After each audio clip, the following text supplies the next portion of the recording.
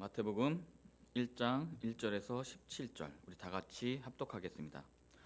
아브라함과 다윗 자손 예수 그리스도의 계보라.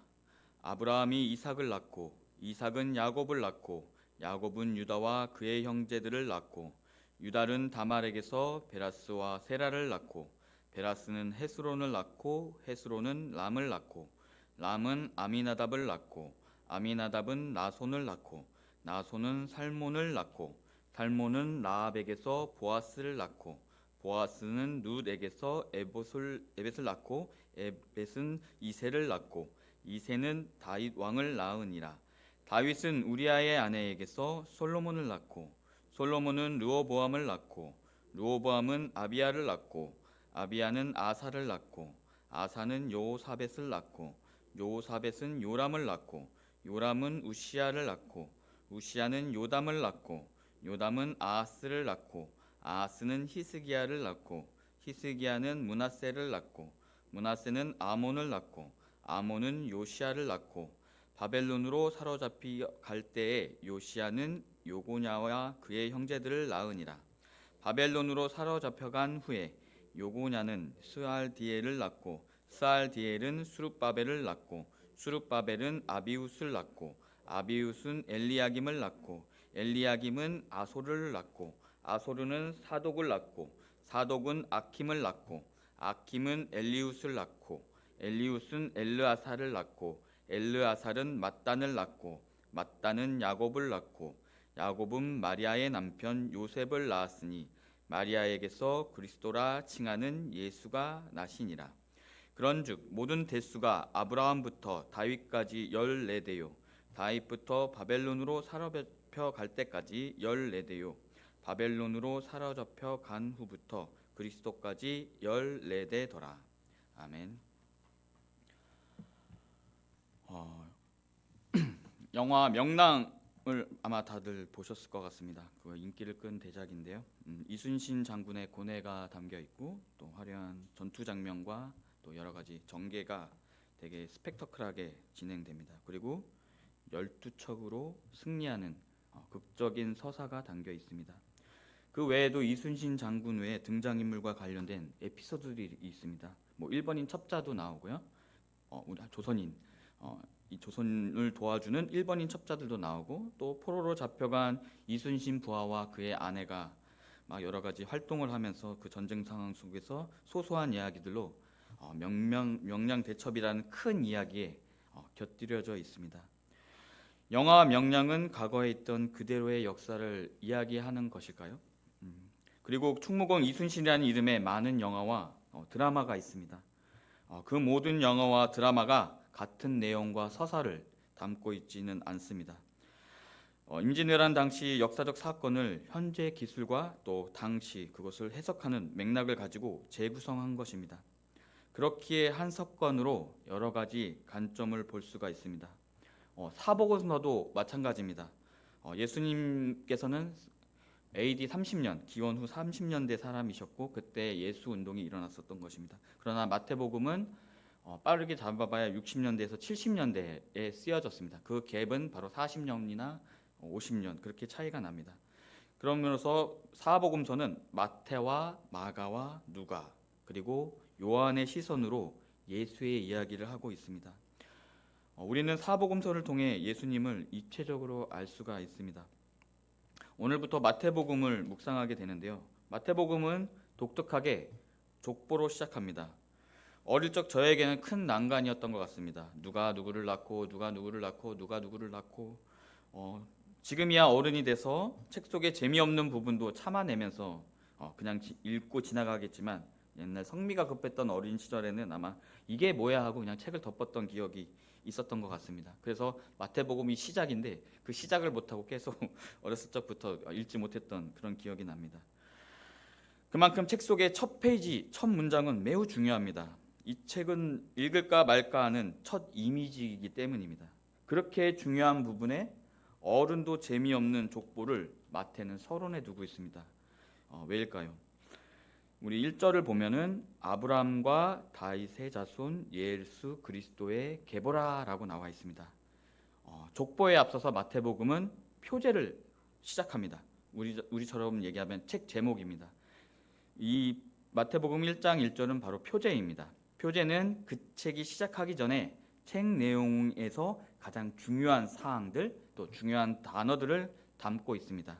그래서 여기서 중요한 단어들은 바로 아브라함, 다윗, 예수 그리스도 그리고 계보라는 단어입니다. 먼저 아브라함과 다윗을 보면 우리 성도님들도 너무나 잘 알다시피 아브라함의 언약과 다윗의 언약을 말합니다. 아브라함과 다윗은 하나님과 맺은 언약을 체결했던 그런 인물들입니다. 아브라함은 이스라엘이라는 전책성에서 빠져서는 안 되는 인물입니다. 아브라함에게 주신 언약은 이렇습니다. 창세기 12장 2절에서 3절을 제가 읽겠습니다. 내가 너로 큰 민족을 이루고 내게 복을 주어 내 이름을 창대하게 하리니 너는 복이 될지라. 너를 축복하는 자에게는 내가 복을 내리고 너를 저주하는 자에게는 내가 저주하리니 땅의 모든 족속이 너로 말미암아 복을 얻을 것이라 하신지라. 이 구절에는 두 가지 특징이 있습니다. 바로 큰 민족을 이룬다는 것과 바로 너희가 복의 근원이 된다는 것입니다. 특히 또 다음 구절들을 보면 창세기 15장 4절과 또 22장에 나와 있는 내용을 제가 또 연달아 읽겠습니다. 여호와의 말씀이 그에게 임하여 이르시되 그 사람이 내 상속자가 아니라 내 몸에서 날 자가 내 상속자가 되리라 하시고 또 내가 내게 큰 복을 주고 내 씨가 크게 번성하여 하늘의 별과 같고 바닷가의 모래와 같게 하리니 내 씨가 그 대적의 성문을 차지하리라.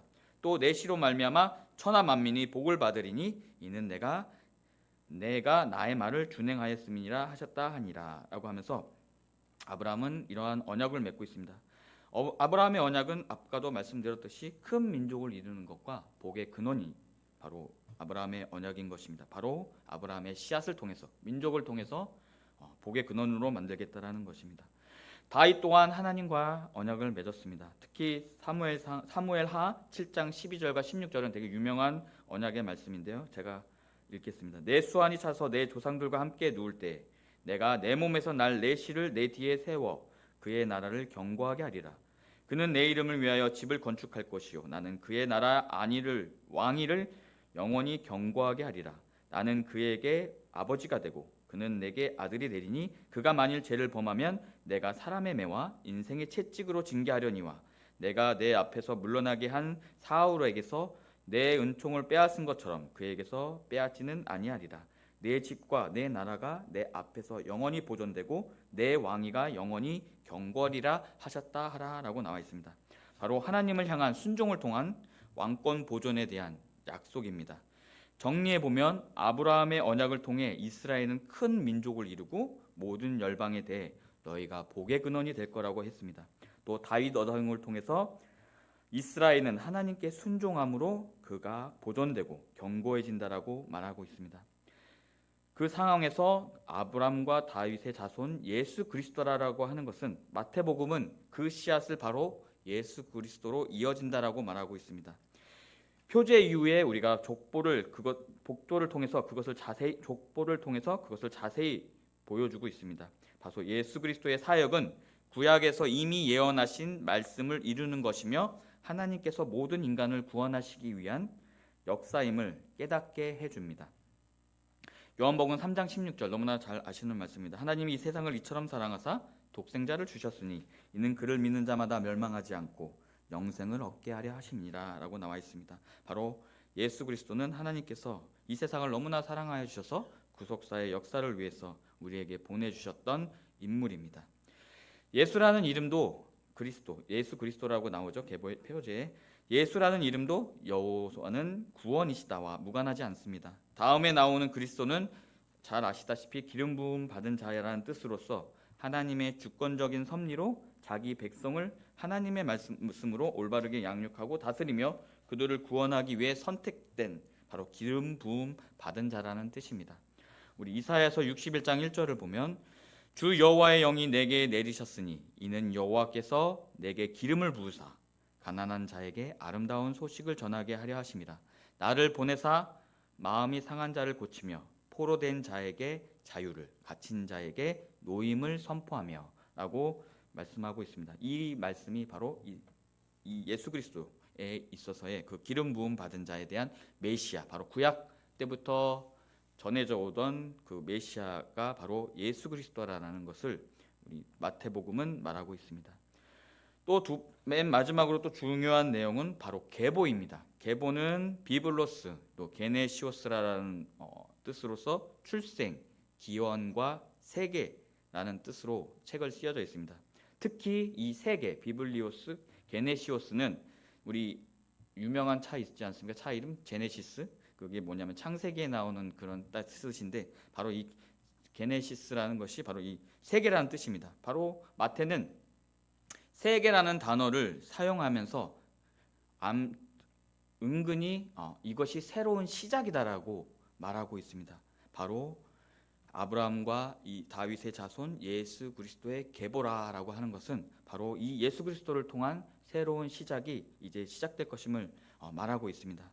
바로 아브라함으로 시작해서 다윗 왕조로 이어지고 결국엔 바벨론에 의해 무너진 이스라엘의 역사를 마태는 뒤집고 있습니다. 바로 계속 이스라엘이 불순종함으로 다윗과 같이 왕조까지 갔지만 그들이 바벨론 포로가 되고 멸망한 그 역사를 바로 예수 그리스도를 통해서 바로 새로운 시작이다라고 지금 말하고 있습니다.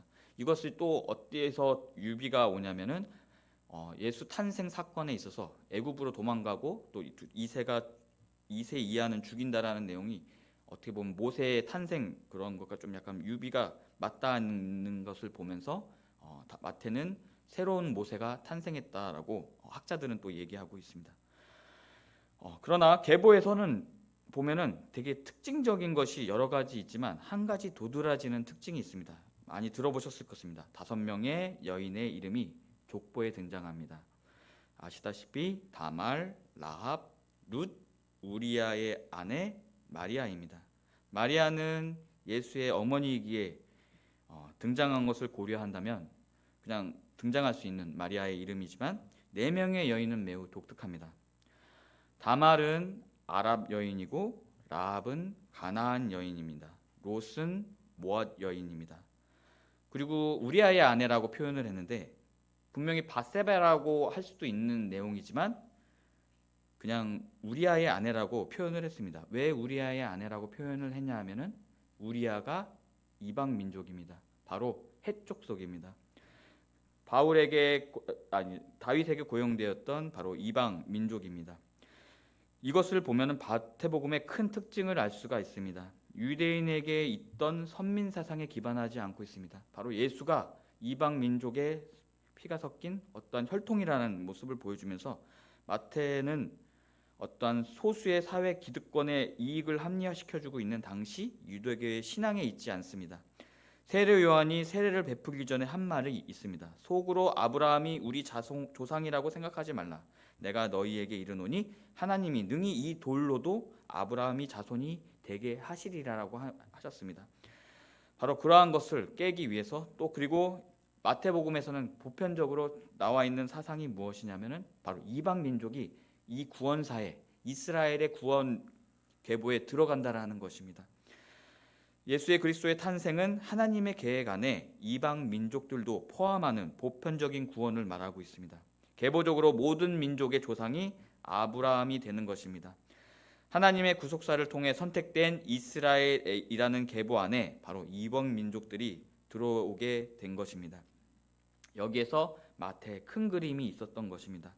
정작 메시아가 나타나는데 그를 거부하는 유대인들과 수용하는 이방인들의 대비가 있습니다. 뒤에 이어지는 이야기인 예수를 경배하러 온 이방 민족의 최고 지혜자들인 돈방박사들은 예수님의 탄생을 기념하고 그들에게 예물을 바칩니다. 하지만 반 이방인의 피를 가진 헤롯이 사마리아인입니다. 그래서 반은 이방인이고 반은 유대인의 피를 가지고 있는 헤롯 대왕과 또 온 이스라엘의 반응이 되게 대비가 됩니다. 바로 마태복음 2장 3절을 보면 헤롯 왕과 온 예루살렘이 듣고 소동한지라라고 나와 있습니다. 예수님의 탄생을 기뻐하는 것이 아니라 그것이 막 붕겨져서 어떠한 논쟁의 거리가 됐다라는 것이 이 안에서 대비가 됩니다.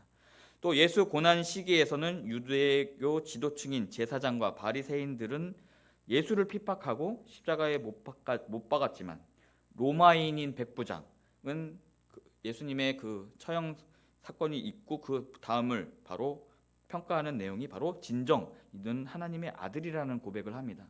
바로 이 전반적인 대비가 바로 마태복음 첫 장에 등장하는 족보에 담겨 있습니다. 이렇게 족보가 나오는 이유는 다른 학자들은 이것이 전기이다, 그러니까 인물 있어서의 전기이기 때문에 이 사람이 어떤 출생이고 어떤 태생이고 어떻게 유년 시절을 자랐는지를 쭉 보여주는 내용인데, 근데 그렇게 그냥 쭉 보여주면 됐는데 여기에 바로 이방 여인이 들어가 있다라는 것은 마태의 신앙, 이러한 신앙들이 대비되어 있다라는 것입니다. 그리고 또 이 마태는 왕을 중심으로, 다윗 왕을 중심으로 해서 그 계보가 예수 그리스도까지 이어진다라고 하고 있습니다. 바로 마태가 강조하고 있는 것은 바로 예수님은 왕이다라는 것입니다. 예수는 마태의 눈에 아브라함과 다윗의 언약을 이어받는 왕입니다. 그렇다면은 예수는 실제로 어떤 분이셨을까요? 사회 계층에 있어서 우리가 이제 신문을 보다 보면 여러 가지 사회 계층들이 막 있잖아요. 최상위층, 소득에 따라서 그 상위 계층 중에 예수는 어디에 속하신다라고 생각을 하십니까? 이제 저는 이제 학교에서 공부를 하다 보니까 이거에 많은 인차를 받았는데, 예수는 일용직 노동자였습니다.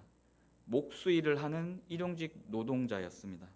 목수의 아들로서 정규직 목수일을 한 것이 아니라 일자리를 찾기 위해 떠돌아야 다녀야 했던 일용직 기술자였습니다.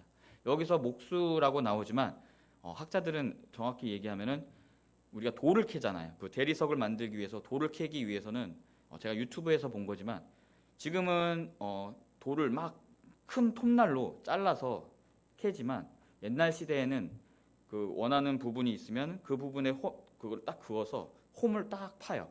판 다음에 단단한 나무를 가지고 박아서 딱딱딱딱딱 박아서 망치를 딱 두드려 가지고 그것이 탁 깨지게끔 하는, 그것이 직업이 있었다고 합니다. 이것은 이제 예수님의 목수 직업이 아니었냐라고 생각을 하는 것입니다.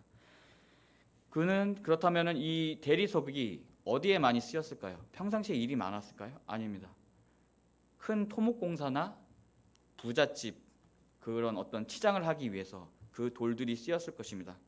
지금처럼 우리가 이제 수도가 막혔다든가 얼어가지고 막 곳곳을 돌아다닐 수 있는 일이 많은 그러한 설비 일이 아니라 정말 특정한 어떠한 계획성이 있어야 되는 일들과, 또 부잣집에서 뭔가 인테리어를 바꿀 때의 일이 있었을 때 그러한 일들이 있었어야 했습니다. 그래서 예수는 아버지를 따라서 그런 일을 하는 목수였습니다.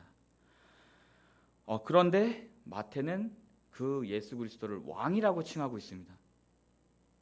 이게 어떠한 맥락이 있을까요? 이 관점에서 마태복음을 읽어보시면 좋을 듯합니다.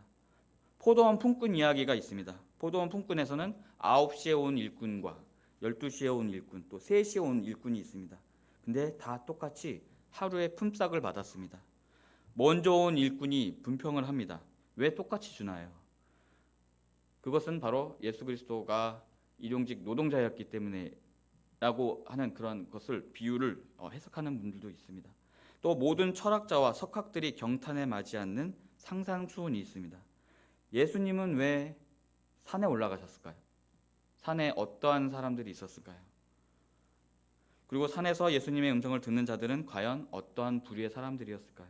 또 오병이어의 기적이 행해진 광야에서 그 수많은 사람들은 과연 누구일까요? 이러한 것을 추측하시면서 마태복음을 쭉 읽어가시면 또 다른 마태복음, 왜 마태가 일용직 노동자인 목수의 이야기, 소소한 형편없는 그러한 출신의 그 사람의 이야기, 그 위대한 이야기를 이렇게 왕이라는 칭호로 시작하시는지 그런 것을 묵상하면서 마태복음을 시작하시면 좋을 것 같습니다. 마태는 보잘것없는 일용직 목수 예수의 위대한 이야기를 족보를 통해서 시작하고 있습니다. 마태는 무엇 때문에 예수를 이스라엘의 왕으로 섬길 수 있었을까요? 우리가 삼국지에 보면은 유비가 나옵니다. 좀 각색되어 있긴 하지만 유비는 한씨 왕조의 종친으로 나옵니다. 나간죽은 은근히 삼국 통일을 유비가 해야 한다는 뉘앙스를 가지고 소설을 썼습니다. 그 영향으로 우리나라 사람들은 유비를 매우 좋아합니다.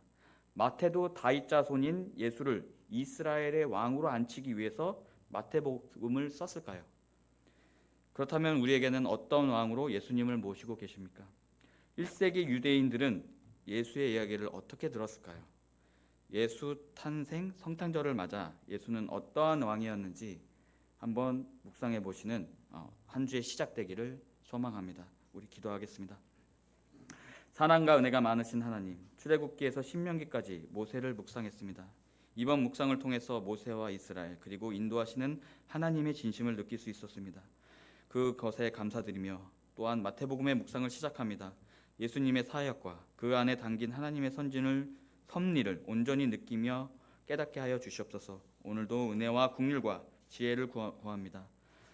묵상을 통해 더욱더 하나님을 더욱더 잘 섬기며 또 예수님 탄생을 통하여서 더욱더 기념할 수 있는 저희들 될 수 있도록 도와주세요. 또 오늘 드려지는 예물이 있습니다. 기쁘게 받아주시고 그 마음의 소원과 간구를 들어주소서. 우리 교회의 성도님들 가정에 넘치는 평안과 화목과 사랑과 기쁨이 있게 하여 주시옵소서. 예수님의 이름으로 기도합니다. 하늘에